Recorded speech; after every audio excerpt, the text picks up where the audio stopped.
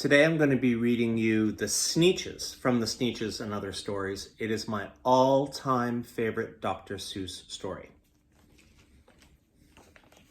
Now the star-bellied Sneetches had bellies with stars. The plain-bellied Sneetches had none upon theirs. Those stars weren't so big, they were really so small that you might think that such a thing wouldn't matter at all. But because they had stars, all the star-bellied Sneetches would brag. We're the best kind of Sneetch on the beaches. With their snoots in the air, they would sniff and they'd snort. We'll have nothing to do with the plain-bellied sort. And whenever they met some, when they were out walking, they'd hike right on past them without even talking. When the star-bellied children went out to play ball, could a plain belly get in the game? Not at all. You could only play if your bellies had stars, and the plain-bellied children had none upon theirs. When the star-bellied Sneetches had Frankfurter roasts, or picnics, or parties, or marshmallow toasts, they never invited the plain-bellied Sneetches. They left them out cold in the dark of the beaches. They kept them away. They never let them come near.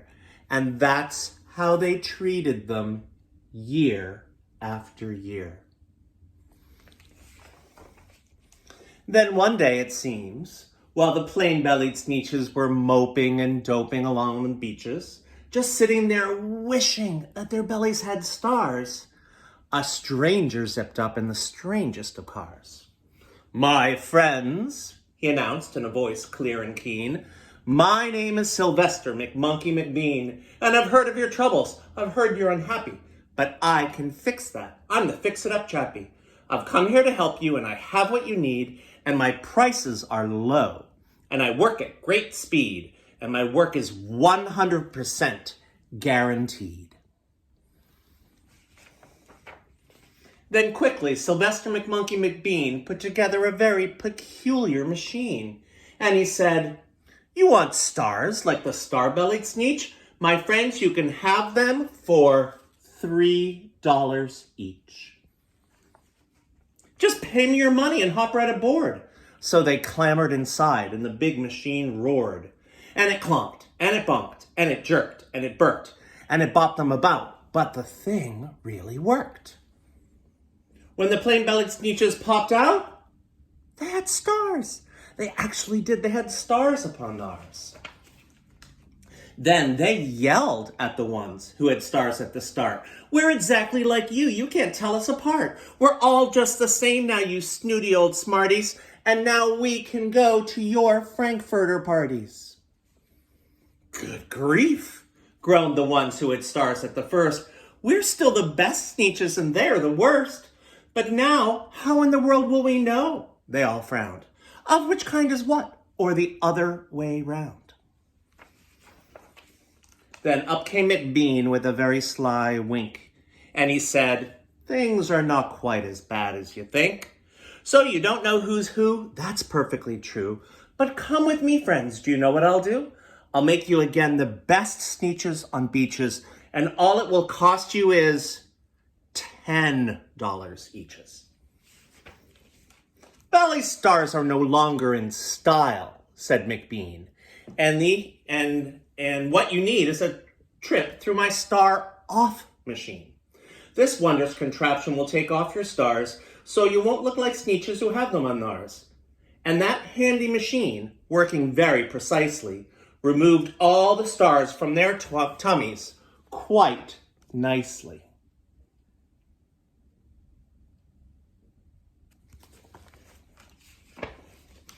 Then, with their snoots in the air, they paraded about, and they opened their beaks, and they let out a shout. "We know who's who, now there isn't a doubt. The best kind of Sneetches are Sneetches without." Then, of course, those with stars all got frightfully mad. To be wearing a star now seemed frightfully bad. Then, of course, old Sylvester Monkey McBean invited them into his star-off machine. Then, of course, from then on, as you probably can guess, things really got into a horrible mess. All the rest of that day on those wild screaming beaches, the fix-it-up chappie kept fixing up Sneetches. Off again, on again, in again, out again, through the machines that raced round and about again, changing their stars every minute or two. They kept paying money. They kept running through until neither the plane nor the starbellies knew whether this one was that one or that one was this one or which one was what one or what one was who. Then, when every last cent of their money was spent, the fix-it-up chappie packed up and he went. And he laughed as he drove in his car up the beach. They never will learn. No, you can't teach a Sneetch.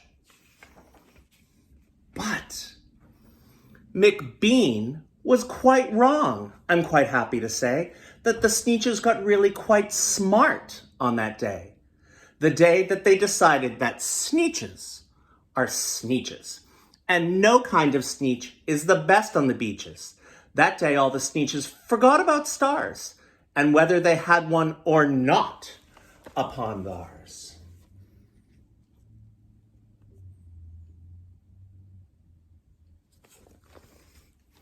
Thank you very much for joining me again today.